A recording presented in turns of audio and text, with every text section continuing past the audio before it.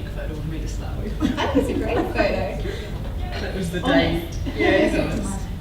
These are my orange broccoli picking pants. Which if you've ever picked broccoli in dew at 7 in the morning, you really, really need. Everyone should have a pair. There you go, that should work if you want it. Okay.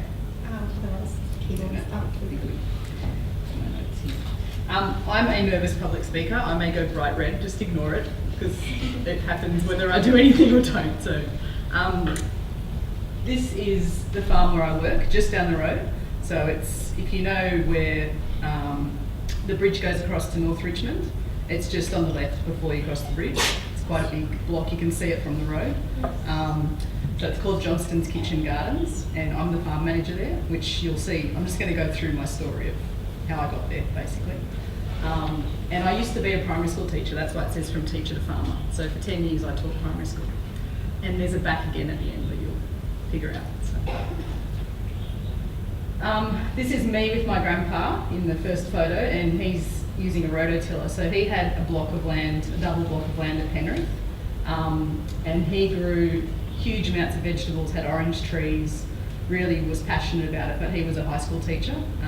He never really worked in the agriculture sector, but he grew a lot of stuff and sold it just to his neighbours, and had horses and stuff like that. So from the age of whatever I am there, 3 or 4, when people asked me what I wanted to be, I always said I want to be a farmer. I remember that distinctly. And people sort of said to me, oh, you can't be a farmer. That was the answer. Oh, what do you really want to be? Oh, you'll grow out of that. That was always what the message I was given. So I kind of grew up, and my grandpa, my grandma, my mum, my uncles, they were all teachers. They'd all been high school teachers or primary school teachers. And so I kind of thought, oh, what am I going to do? Or I'll become a teacher. And I remember this is a photo of my grandma on the other side, and she said to me when I became a teacher, she said, oh, you won't do that for very long. That won't be what you stay doing. She kind of knew, even in her heart, she knew that that wasn't the right job for me. But I did my teaching degree, I taught primary school for 10 years, I loved it, I learned a lot. Got to be very organised, as teachers have to be, and learned how to problem solve, and I learned some really good skills of determination and perseverance when you're teaching a kid and they don't understand something. So all those skills were transferable later on. So that was the beginning. And then I got to this point where I just thought, I really need to do something different. This career is not for me. And if you guys ever get to that point where you just don't want to be in that job anymore, do something about it. Do the brave thing. I really had to get out, and luckily what happened was my contract that I was in wasn't renewed. I was in a temporary role, and I kind of got stuck and I thought, oh, I could go for another teaching job, or maybe it's a sign. And so I was at, does anyone know Mamre House, which is in St Mary's? They have like an open day once a year, and I was there one year, and Costa Georgiadis from whatever he's on now, Gardening Australia, was there. And I went up to him and I said, oh, I really want to get into farming and I don't know how to do it, and what would you recommend? And he said, well, go to this group called Milkwood Permaculture and do a permaculture design certificate. And that's like a 2-week course. You go every day and you kind of learn the basics of permaculture. And he said, he recommended that, and I just thought, all right, I'll do that. So it was the school holidays in January. I did that course. This was the group of people that I did the course with. One of whom actually ended up doing the degree that I did a few years before me, Michelle Mack. So she was in my permaculture design certificate, and then when I got to uni, I found her again.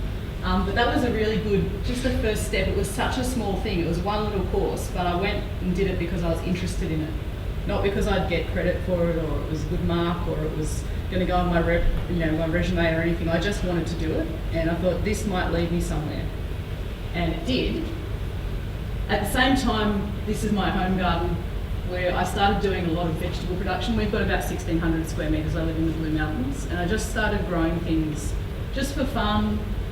Went to a local crop and swap and was swapping stuff with people once a month and giving it to my neighbours. And we used to, they'd give us the compost from their kitchen and we'd give them eggs from our chickens, and we had this sort of local food scene that I was becoming part of, and it was really exciting and really interesting. But I still needed to decide what to do because I didn't want to teach anymore. So I decided to come and do this course. It was nice and close. It was one of the really big reasons for me. I couldn't live on campus. I've got a daughter. And it also It was something that just sounded right, you know, I don't know, sustainable agriculture and food security just sounded like the kind of words that I could fit into this local food thing that I was interested in. This is the group that we graduated last year, so I only finished last year. This was at us at our graduation ceremony, and it was the best thing to do this course, not even for the course content. That wasn't the main thing for me. It was the networks, and it was the people I met, and it was the staff members I met, and it was the opportunities that I got to go to conferences and be part of groups like Youth Food Movement, and just get to know other people who were passionate about the same things I was passionate about. That was really, really valuable. I think if I'd gone off and done, you know, I don't know, a degree in chemistry, I wouldn't have got that same benefit, because people who would want to talk about chemistry all the time and me I wouldn't have fitted into that. But people who wanted to talk about sustainable food and agriculture and food security, I could get that. So while I was at uni, we got an email one day from a farm who was looking for staff, and they were just down the road, and I thought, oh, that'd be good. There's not, you know, as much practical stuff happening in my degree as what I wanted for what I wanted to do. So I thought I'll just have this job on the side that complements my degree. And I really recommend you do that if you can, and you've got to work while you're at uni. Try and get a job in the area that you're interested in. So the job was with Johnston's Kitchen Gardens, and this is Tim and Liz Johnston, who own the farm. That's their website. And it's a fantastic business. They supply all this sort of edible flowers and tiny little radishes and ice plant and all this amazing stuff to the top restaurants in Sydney. So if you've seen Quay Restaurant down at Circular Quay, or Bennelong at the Opera House, Icebergs at Bondi, there's lots of different really fancy sort of stuff that they supply into those restaurants. And Tim actually did this degree as well, about 10 years ago, so it was great to have that connection with him. And they offered me a job just as a farmhand. It was just $20 an hour, unskilled, didn't need to have any experience, and I started to learn stuff. And this was the learning curve. So Tim taught me how to drive a tractor. I had no idea before that. This was all, 2 years ago. I've been there 2 years. I had to learn things like how to grade radishes. So you can see the ones on the left are really good, the ones on the right are too big. I had to learn how to put irrigation systems together. So all these skills that I could, uni had a place and it was fantastic, but I needed this practical stuff as well, and I really recommend you get both. Don't do just the practical stuff, because you might get locked into a very narrow skill set. Uni provides that sort of opening of your mind, but you need both, you really do. So after a while, I'd sort of been on this learning curve, I got all these skills going on, and I finished my degree, and Tim said, well, would you like to be the farm manager? And so I got this position, and with the position came this. So this is my land on Tim's farm, which is a part of my contract. It's 600 square metres, and that's what it looked like when I first got it. It was covered in grass and old trellises that needed to be taken out.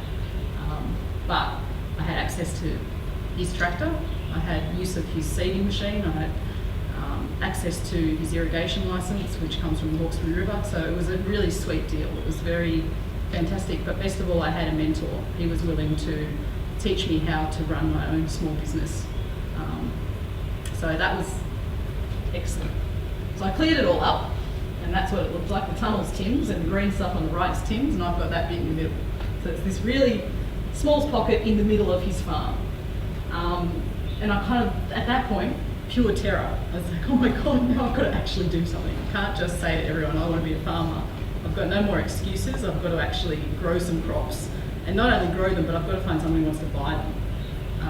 And I wanted to direct market my crops. So I don't really want to sell them to someone else who takes them to someone else who sells them to Woolworths or Coles. I wanted to sell them small scale to either a local restaurant or cafe, or families in veggie boxes, or at a farmer's market. That was what my whole goal was, and to sell them to the Blue Mountains where I live.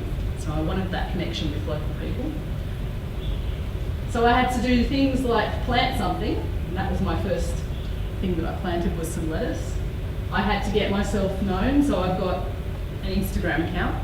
My company's called 5 Serves Produce. And then I had to make a budget, and this was all just a huge learning curve. You know, I had to go to an accountant and start a company, and I had to get bank accounts for my business, and I had to, you know, I've got to get a website made. There's just this huge amount of learning that you've got to do, but I had good mentors. I had Tim, who was helping me. My dad has his own business, so he was helping me as well. And it was, you know, it's great. Like, I have to think about, you know, where's my income going to come from? What are my expenses going to be? And what do I really want to do?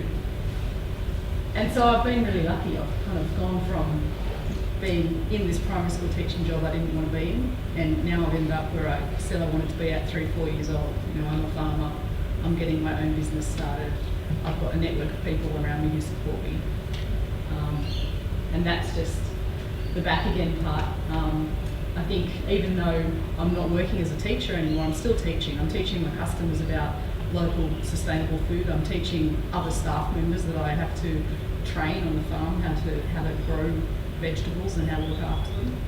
And that's just, my mum made me a quilt for Christmas, and she wrote For Farmer Alice on it, and it just, that's very special to me, because that's, from when I was little, that's what I wanted to do, and I kind of went for my dream and got there. So I think that's the important lesson I'd like to leave you with, is just go for what you want. Even if everyone around you says, oh, you can't do that, follow your gut and follow your instinct and follow your passion, and if you do that, you will get a job out of it that earns you money, that you can have a life as well.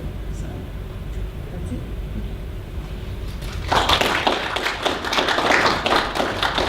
Have I got any questions? Yes. What was the course that you did again? So it's called Sustainable Agriculture and Food Security. Is that what it's still called, April? Yes, Bachelor of Sustainable Agriculture. Yeah, so it's the same course. I only finished last year, so. And was it Milkwood? Milkwood Permaculture was who I did the first course with, and they run huge amounts of courses, even courses in market gardening and you know, how to grow fungi, how to keep bees. It's just, they're hugely popular. So And how do you get involved with that? with Milkwood, just if you go on their website, they've got a website, you can search their courses, and then you do have to pay for them, but they've got some really short ones, some day courses, and then some that last up to 2 weeks. So it's a good way to start. Or even just join their Facebook page. Any other questions? Thank you so No much worries. for coming in. I know you have to get back to work. Yes, sorry, I have to go back to Yes, the farm. self-service complimentary Oh, sorry. chocolate served for Oh. you. That'll get me through the afternoon. They will, Thank you. Sorry, Thank you for coming in. sorry, actually, Alice, I've got a question, Yeah, yeah. if I can. So do you find, or do you think these smaller scale, more intensive plots producing high quality food Yep. to direct market, as you're saying, that's a big growing industry? Massive. Yeah. And we're about to get what we call organically certified, but I don't think you necessarily have to be. I think that the local part of it, where in the transparency part of it, where people can come and see what you're growing for them, is really, people are really interested in that. Everyone I speak to, even the other day, I had the guy in Glenbrook who runs the fruit and veg shop wanting to buy straight off us, because he wants to be able to tell his customers this is grown just around the corner. So definitely. I mean, I think there's still a place for the bigger stuff as well, but I think for fruit and veg in particular, people really want to know how it's been grown, where it's grown, and have that local connection. Yeah, that's right. And who are you selling to? Me Yeah. or Tim. Your little plot. My little plot. So I'm going to sell to the Blue Mountains area only. Okay. So Tim supplies the city, and that's kind of, we worked that out to not compete with Yeah, each other. yeah. So I'm going to start with restaurants, but I also want to eventually do veggie boxes for families. That's my real passion. And you have lettuce and I have lettuce, radishes, turnips, beetroot, coriander, and mizuna at the moment in the ground. Yeah, it's all fast, so that's the quick crops. Yeah. So keep an eye out for 5 serves. Thanks.